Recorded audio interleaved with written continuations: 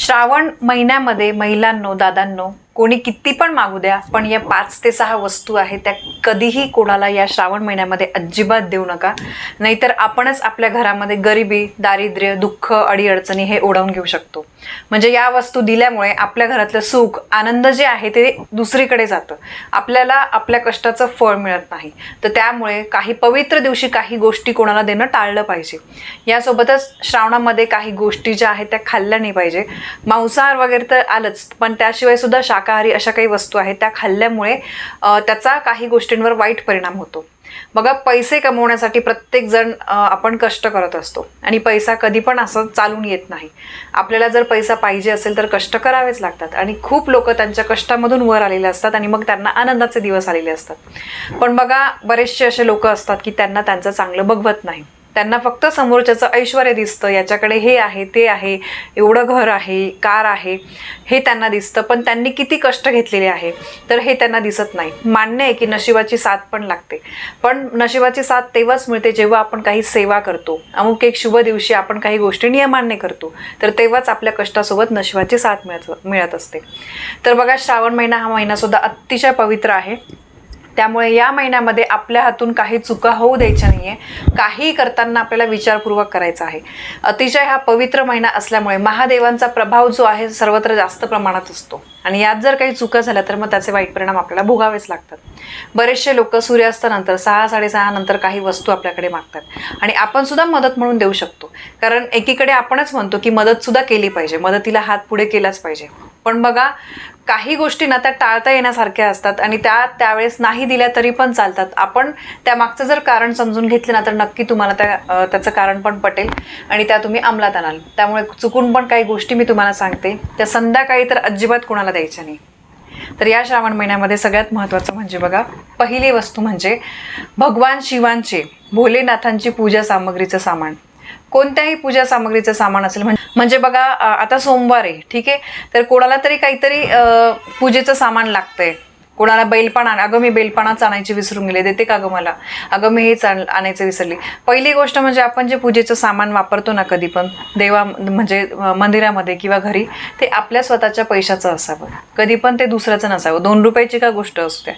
यानंतर दुसरी गोष्ट म्हणजे कुठलंही महादेवांच्या पूजेचं सामान असेल ते या श्रावण महिन्यामध्ये कोणाला देऊ नका. हे बघा, भले त्यांना तुम्ही सांगू शकतात की मला हे देणं योग्य वाटत नाही आणि तुम्ही पण कोणाकडे मागू नका. भले आज तुमच्याकडे नाही, तुम्ही उद्या घेऊन या चालेल, पण ते वस्तू उधार आणून मग ते महादेवांना व्हायची. दूध पण, आता समजा तुम्हाला अभिषेक करायचा आहे, अरे दूधच नाही, दूध संपलंय, मग शेजारच्यांकडून आपण दूध घेऊन येऊ, बरोबर? तर हे चुकीचं आहे. कारण बघा, कोणाकडून तरी वस्तू उधार आणून मग आपण त्या देवासाठी वापरतो, हे तुम्हाला तरी पटतं का? एकदा विचार करा. यानंतर दुसरी गोष्ट म्हणजे श्रावणामध्ये दूध आणि दुधाचे पदार्थ सोबतच तूप, त्यानंतर हळद, या माता लक्ष्मीच्या ज्या प्रतीक आहेत त्या वस्तू कधी पण कोणाकडून उसने आणू नये, कोणाला देऊ नये.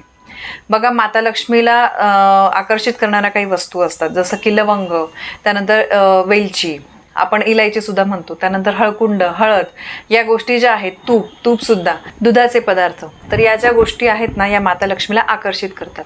तर या जर आपण अशा पवित्र महिन्यामध्ये कोणाला उधार दिल्या किंवा आपण कोणाकडे मागितल्या तर आपल्या घरातली सुख समृद्धी निघून जाते. त्यामुळे नक्कीच तुम्हाला या गोष्टीचं पालन करायचं आहे. यानंतर बघा, आपलं घड्याळ, मी नेहमी सांगत असते, या पहिले सुद्धा सांगितलं आहे, आपल्या आयुष्यामध्ये वेळेला खूप महत्त्व आहे आणि आपल्यावर कधी चांगली वेळ असते, कधी वाईट वेळ असते, हे सांगून येत नाही. पण कधी पण आपलं घड्याळ जे आहे ते कोणाला कधी देऊ नये. यानंतर या श्रावण महिन्यामध्ये बघा, काळे कपडे दान करू नका, नाहीतर अघटित घटना घडतात. आणि आपले स्वतःचे जे कपडे आहे ते इतरांना तुम्ही वापरायला देऊ नका. पांढरे कपडे तर बिलकुल द्यायचे नाही, यामुळे आपल्या वैवाहिक जीवनामध्ये सुद्धा त्याचा वाईट परिणाम होतो. यानंतर श्रावणामध्ये कोणत्याही गाईला किंवा कोणत्याही प्राण्याला समजा ते दारामध्ये आलं तर त्यांना काहीतरी खायला नक्की द्या. जे आपल्या घरामध्ये असेल, पाणी द्या, काही द्या, ठीक आहे. आता दुसरी गोष्ट म्हणजे सगळ्यात महत्त्वाचं, पैसे उधार देऊ नका, जे बरेच लोक करतात. आपल्याला काय वाटतं की ठीक आहे, समोरच्याची गरज आहे आपण देतो, पण हे अत्यंत चुकीचं आहे. श्रावण महिन्यामध्ये पैसे कोणाला उधार देऊ नका. पैसे हे लक्ष्मी स्वरूप असतात. आपण आपल्या कष्टाने कमवलेले कोणाला दुसऱ्याला देतोय, त्यांची वेळ बघा, गरज बघा काय आहे. समजा काही हॉस्पिटलायझेशन वगैरे आहे तर त्यावेळेस ठीक आहे, त्यावेळेस आपण एक माणुसकी म्हणून देतो. पण कधी कधी आपण बघितलं असेल ना, आपल्या आजूबाजूला असे काही लोक असतात त्यांना मागण्याची सवय असते, दे 500 दे 1000 वगैरे. मित्रांमध्ये मैत्रिणींमध्ये सुद्धा चालतं. पण ही चूक अजिबात करू नका. म्हणजे याचा अर्थ असा असतो आपण आपल्या लक्ष्मीची किंमत करत नाही. कळालं तर त्यामुळे ही गोष्ट नक्की लक्षात ठेवा. यानंतर सौभाग्यवती स्त्रियांनी आपल्या सौभाग्याचे अलंकार म्हणजे जोडवे, मंगळसूत्र, बांगड्या, सिंदूर हे एक देवाणघेवाण करू नका. आपण चांगल्या मनाने करतो, पण बघा त्याचे वाईट परिणाम आपल्याला भोगावे लागतात. तर या काही गोष्टी बघा, यातल्या कितीशा गोष्टी आपण म्हणू की हे असं थोडी असतं, पण नाही, याचा कुठे ना कुठे काहीतरी परिणाम आपल्या आयुष्यावर होत असतो. आपण ज्या वस्तू वापरतो ना आपल्या रोजच्या जीवनामध्ये, त्याचा काहीतरी सकारात्मक नकारात्मक परिणाम आपल्या आयुष्यावर होत असतो. म्हणून या गोष्टींची नक्की काळजी घ्या. आता बघा, श्रावणामध्ये काय खावं काय नाही याबद्दल मी ऑलरेडी व्हिडिओ बनवलेला आहे. सगळ्यात पहिले तर आपण श्रावण हा पवित्र महिना असल्यामुळे या महिन्यामध्ये नॉनव्हेज आपण खात नाही, मांसाहार करत नाही. यामागचं मी सायंटिफिक कारण पण सांगितलं. एक तर कारण झालं की देवाचा महिना असल्यामुळे आपण या गोष्टी, चुकीच्या गोष्टी करायच्या नसतात. दुसरी गोष्ट म्हणजे या श्रावण महिन्यामध्ये सगळीकडे पाला आलेला असतो, म्हणजे पाऊस भरपूर पडलेला असतो. तर त्यामुळे जे आपण समजा चिकन मटन वगैरे काही खातो, तर त्या प्राण्यांना सुद्धा या पावसाळ्यामध्ये वगैरे बरेच आजार सुद्धा लागलेले असतात आणि त्यामुळे त्यांना झालेले आजार त्याचा आपल्या शरीरावर परिणाम होतो. म्हणून मांसाहार, त्यानंतर माशांचा सुद्धा या दिवसांमध्ये प्रजननाचा काळ असतो, म्हणून ते मासे खाऊ नये. तर हे त्याचं सायंटिफिक रिझन आहे. यासोबतच बघा, श्रावण महिन्यामध्ये पालेभाज्या खाऊ नये. कारण बघा, पालेभाज्यांवर बॅक्टेरिया आणि किड्यांची वाढ जी आहे ती वेगाने पसरते. म्हणून या श्रावण महिन्यामध्ये शक्यतो शक्यतो पालेभाज्या ज्या आहेत त्या खात नाही. ठीक आहे. यासोबतच बघा, पालक, मेथी, लाल भाजी, त्यानंतर वांगी, कोबी, त्यानंतर फ्लावर यांच्यामध्ये सुद्धा भरपूर प्रमाणामध्ये किडे जे आहे त्यांची वाढ होत असते. तर त्याच्यामुळे ते आपल्या शरीराला सुद्धा पचायला अवघड असतं, शरीराला त्रास होऊ शकतो. म्हणून तुम्हाला या ज्या काही गोष्टी आहेत तर या श्रावण महिन्यामध्ये खायच्या नाही. म्हणून आपण श्रावण महिन्यामध्ये बघा तळलेले वगैरे पदार्थ खातो किंवा डाळी वगैरे ज्या आहेत त्या आपण खाऊ शकतो. तर बघा, श्रावण महिन्यामध्ये कुठल्या वस्तू आपल्याला कोणाला द्यायच्या नाही आहे, यासोबतच कुठल्या गोष्टी खाणं टाळलं पाहिजे, ही अतिशय महत्त्वाची माहिती मला तुमच्यापर्यंत पोहोचवायची होती. माहिती आवडली असेल तर व्हिडिओला लाईक करा, शेअर करा.